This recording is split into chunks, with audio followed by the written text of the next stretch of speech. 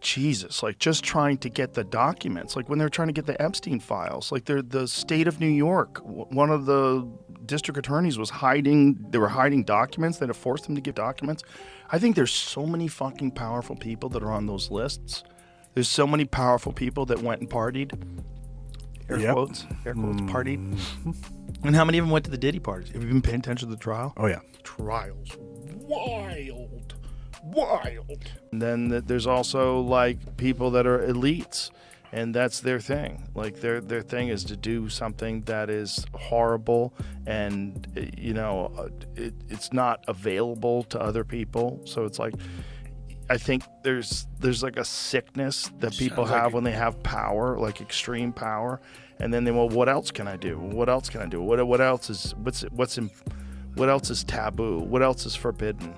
P. Diddy party. This is what happens to the white man.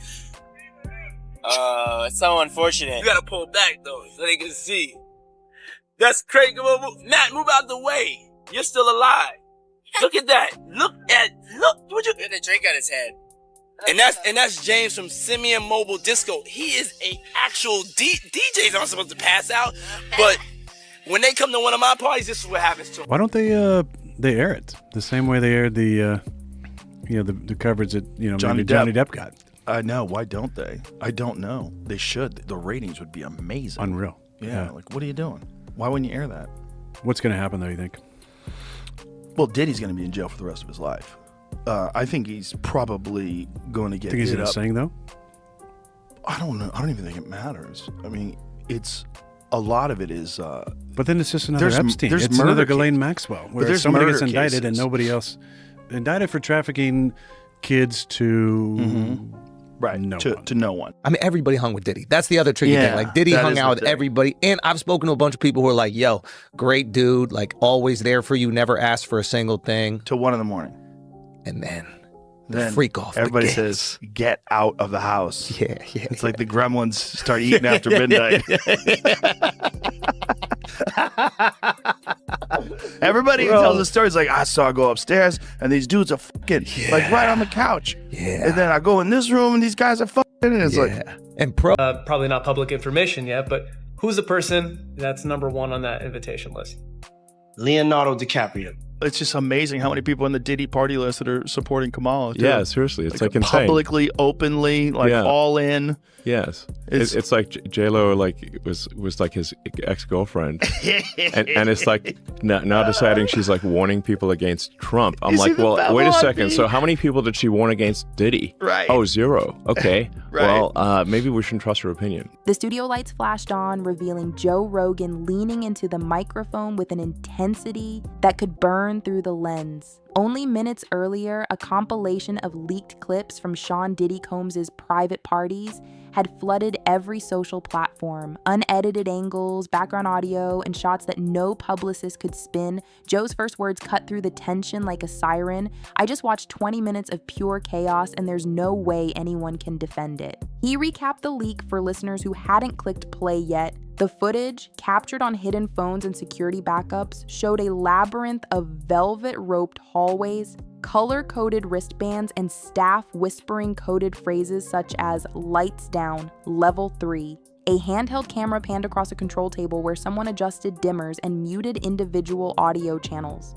Diddy appeared in several shots, issuing instructions that framed the entire night as an orchestrated performance rather than a spontaneous celebration. It felt less like a party and more like a carefully staged drill, Joe said, shaking his head.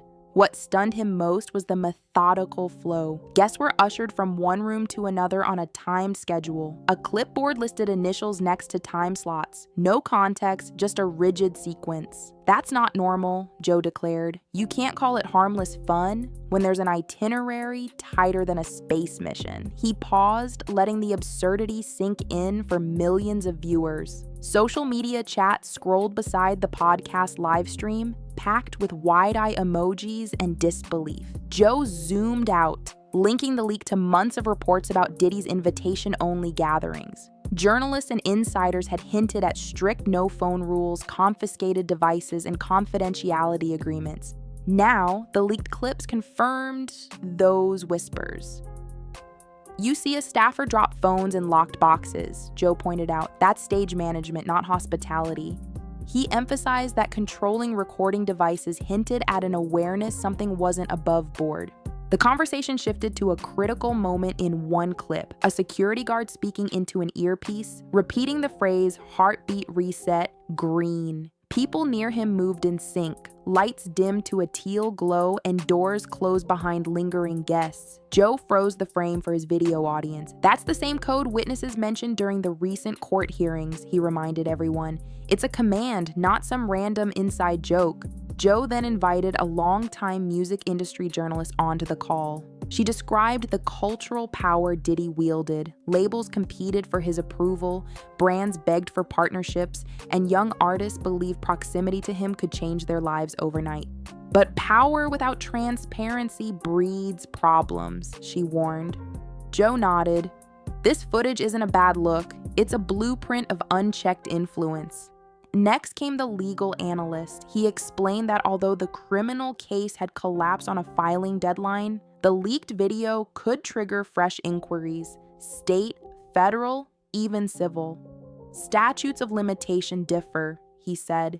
If investigators find a pattern of misconduct, new indictments aren't off the table. Joe leaned forward. That's the key, pattern. This wasn't one wild night. It was a system. Chat exploded with questions about potential deepfakes. Joe addressed them head-on. Third-party forensic teams had already verified metadata, matching time codes, camera models, and location signatures to security camera backups obtained earlier in discovery. It's harder to fake than you think, Joe assured viewers. This has fingerprints all over it. Meanwhile, sponsors made rapid-fire decisions. A global beverage brand paused a promotion featuring Diddy. A sports network pulled archival interviews. Even a luxury headphone line discreetly swapped homepage banners. Joe displayed a side-by-side timeline. The leak posted at 12:01 p.m., first corporate statement at 12:37 p.m., trending hashtags by 1:15 p.m. That's faster than a halftime show, he quipped. He then played a montage of fan reactions, artists expressing disappointment, activists calling for accountability, and even former collaborators posting cryptic quotes about integrity over influence. Joe reflected on how quickly public trust erodes once concrete evidence surfaces. Reputation is like glass, he said. One hard hit and you spend the rest of your career sweeping up shards. As outrage grew, so did rumors of additional footage. One whistleblower claimed a hard drive held 8 terabytes of archived event video, including guest list spreadsheets and security briefing voice memos. Joe's producer, Jamie, pulled up a social media thread where tech experts explained how internal servers auto-archive feeds for insurance purposes. Those backups could become Exhibit A, Joe remarked. You can't outrun a data center. Joe highlighted how Diddy's inner circle reacted. Cryptic tweets about loyalty, comments disabled on official accounts, and stylized Instagram stories hinting at future projects as if a new single might distract from the footage. That's like trying to put out a wildfire with a garden hose, Joe scoffed. Viewers spammed the chat with fire emoji jokes. Midway through the episode, Joe took a call from a former event planner who claimed she'd quit after encountering level 3 protocols similar to those in the video. She described staff being told to escort VIPs along predetermined routes, radio code check-ins every 15 minutes, and a strict no questions asked policy. Joe asked what frightened her most. The feeling that I wasn't coordinating hospitality, I was facilitating something hidden, she replied. Joe thanked her for the courage to speak. The podcast then pivoted to discuss how the music world might reform. Joe proposed mandatory independent monitors at large-scale private events, similar to union safety officers on movie sets.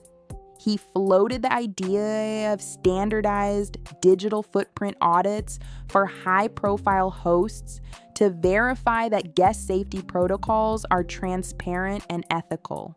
The analyst agreed such measures would help, though convincing celebrities to accept oversight would be tough.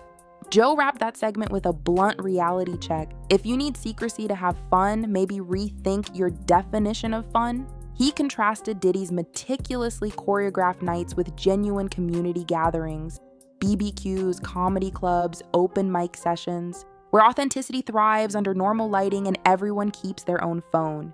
As the stream approached its final stretch, Joe summarized key fallout points. Evidence over excuses, the leaked footage is unfiltered documentation, undermining any spin about harmless partying. Pattern confirmed, repetition of coded language and stage-managed movement backs earlier testimonies describing systematic control. Civil liability rising. Victims now possess visual evidence to strengthen lawsuits, even if criminal charges remain tricky. Industry shifts. Brands, festivals, and collaborators distancing themselves indicate reputational damage that could last longer than any legal saga. Cultural wake-up call. Fans see how gatekeeping glamour can mask questionable behavior, prompting a wider demand for transparency. Joe's final rant hammered the point home. Entertainment icons want the spotlight, fine, but the spotlight cuts both ways. When what you do in private contradicts what you sell in public, cameras will find you eventually. He urged listeners not to let the story fade after the clickbait cycle. Share the facts. Support credible journalism. Don't let procedural glitches bury the truth. He ended by calling on fellow podcasters, journalists, and insiders to keep digging. Sunlight disinfects. Joe concluded, if more footage exists, bring it forward. Let the chips fall where they may. Outro music rolled as the chat continued buzzing, proof that the leaked clips had ignited something bigger than shock value, a collective insistence that fame should never eclipse accountability.